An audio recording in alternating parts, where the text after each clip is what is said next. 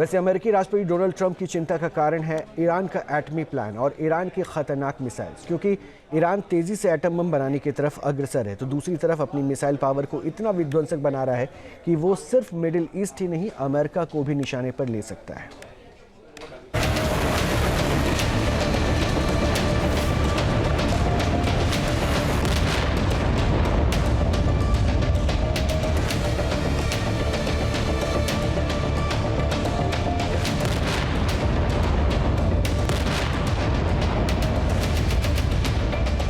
Iran तेजी से atom bomb की ताकत हासिल करने में जुटा है।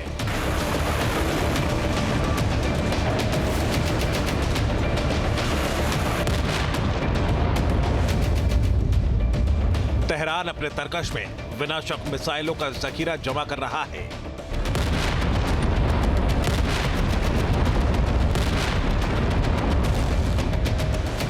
ईरान और अमेरिका के बीच तनाव का सबसे बड़ा कारण है तेहरान का न्यूक्लियर प्रोग्राम।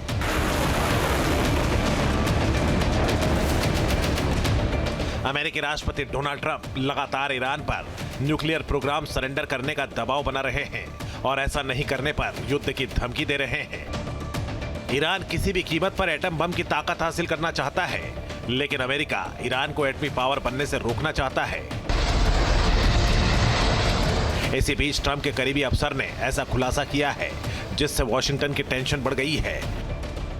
डोनाल्ड ट्रंप के स्पेशल दूत स्टीव विटकॉफ के मुताबिक ईरान परमाणु बम बनाने से एक हफ्ते दूर है। इस चेतावनी के साथ ही विटकॉफ ने दावा किया है कि अमेरिका किसी भी कीमत पर ईरान को एटम बम नहीं बनाने देगा।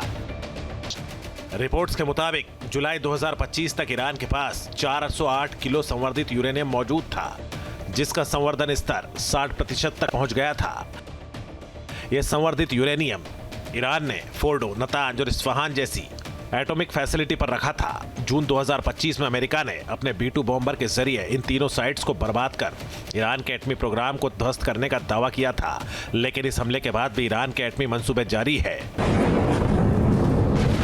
ईरान परमाणु दहलीज को पार कर चुका है। एक तरफ ईरान का एटमी तकनीक की तरफ बढ़ते जाना, वहीं दूसरी तरफ ईरान का मिसाइल प्रोग्राम एक साथ मिलकर खतरनाक कॉकटेल बनाता है। ईरान के पास बैलिस्टिक मिसाइलों का जखीरा है, ईरान के पास क्रूज मिसाइलों का भंडार है, ईरान के पास ऐसी मिसाइलें हैं जो मिडिल ईस्ट के किसी भी कोने में सर्वनाश ला सकती हैं।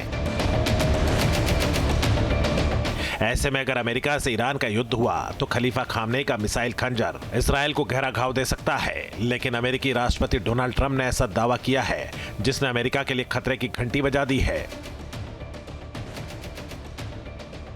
थोड़े समय पहले ईरान ने दावा किया है कि उसने अपनी पहली ICBM यानी इंटरकॉन्टिनेंटल बैलिस्टिक मिसाइल का सफल परीक्षण किया है। दावा है कि ईरान की नई मिसाइल की रेंज करीब 10,000 किलोमीटर तक है।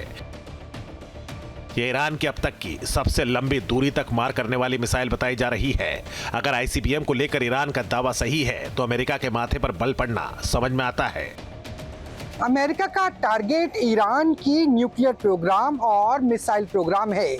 इसे देखते हुए ही पिछले साल जून के महीने में इजराइल से 12 दिनों की जंग हुई और अमेरिका ने मिडनाइट हैमर के तहत B-2 बम वर्षक से GBU-57 बॉम्ब को, बंकर बस्टर बॉम्ब को ड्रॉप किया, लेकिन ईरान का न्यूक्लियर प्रोग्राम और मिसाइल प्रोग्राम दोनों ही नहीं रुका। 400 ड्रोन प्रतिदिन विकसित कर रहा है ईरान। 2000 किलोमीटर की खुर्रम 4 सिटी मिसाइल को भी तैयार कर चुका है। कई अंडरग्राउंड सिटी है, मिसाइल सिटी है, और इसके अलावा न्यूक्लियर इंस्ट्रिचमेंट के लिए भी काम लगातार चल रहा है।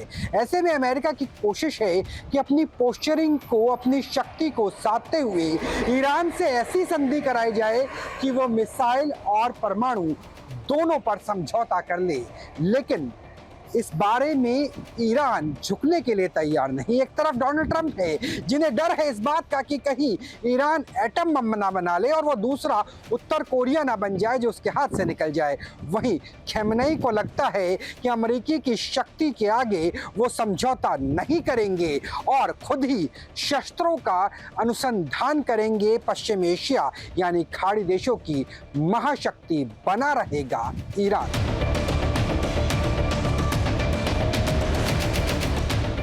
ईरान इसी ताकत के दम पर अमेरिका को करारा जवाब देने का दम भर रहा है।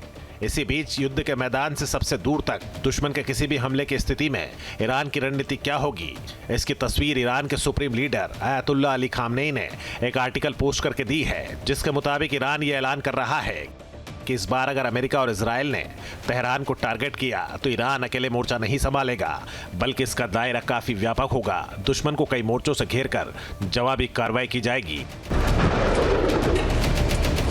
साफ है कि इस बार ईरान डिफेंसिव बिल्कुल नहीं है। अमेरिका भले ही ताकत में ईरान के मुकाबले कई गुना ज्यादा मजबूत है, लेकिन तेहरान ने तय कर लिया है कि वो अमेरिका का फुल एंड फाइनल हिसाब करके रहेगा।